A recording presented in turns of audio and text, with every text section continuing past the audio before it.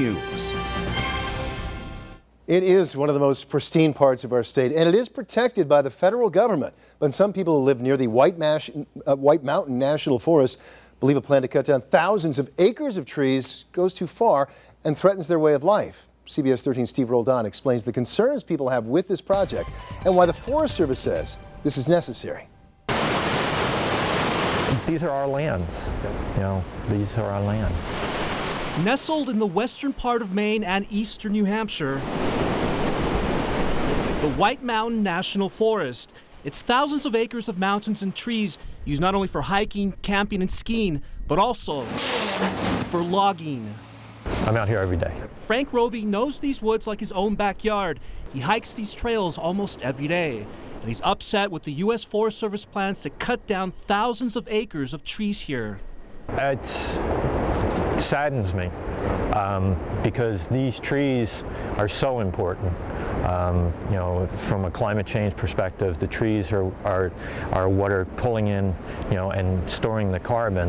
And to go out and, just cut them down to, make paper out of them doesn't make a lot of sense to me. And 2/3 of the forest is off limits to any kind of harvest. About 1/3 is available and suitable for forest harvest. U.S. Forest Service officials say no harvesting is allowed in the caribou-speckled wilderness area, and their plan is to cut at least half a mile away from that protected area.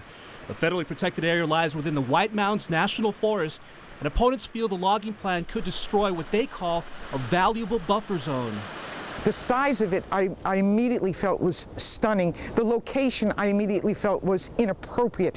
Many organizations have studied this area and said this is not an appropriate place for logging. The U.S. Forest Service says the project has specific purposes, like bringing back habitat for various species of birds that have been on the decline, as well as providing jobs to local timber harvesters. We have several specialists that we work with as part of our national forest: hydrologists, soil scientists, silviculturists, foresters, wildlife biologists. We all cultural heritage professionals, and we work closely together to analyze any impacts on our proposal. Some people who live here say the whole plan needs to be reevaluated. On top of the concerns over the caribou-speckled wilderness, pollution in other nearby areas, which they say could be caused by the tree harvest. Opponents of the project say it's all about protecting the mountains and trees here in the White Mountain National Forest. They say some of their other concerns are the possible ripple effects of deforestation on bodies of water like Keyser Lake here in Lovell. I'm very, very concerned that Keyser Lake will be polluted from this cut. I live in Lovell. Keyser Lake is our entire economy. That's what we have. Tony Seeger says Keyser Lake is used by locals and tourists for fishing and swimming. She says she's worried about erosion that could make its way to brooks and streams that feed the lake.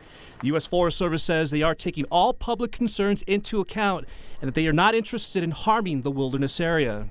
As professionals on the White Mountain National Forest, we're very invested in this landscape, and we work and recreate in that on the forest as well. Trying to get more people involved. I mean, that's the important thing, is to get people involved. This is their land. Land that is a rugged natural resource and a precious one for the people who live here. In the White Mountains National Forest, Steve Roldan, CBS 13 News. Well, the U.S. Forest Service says the plan isn't set in stone just yet. They expect to start a 30-day environmental analysis this summer to gather even more public input on this proposal. The final plan is expected later this year, with a decision expected early next year.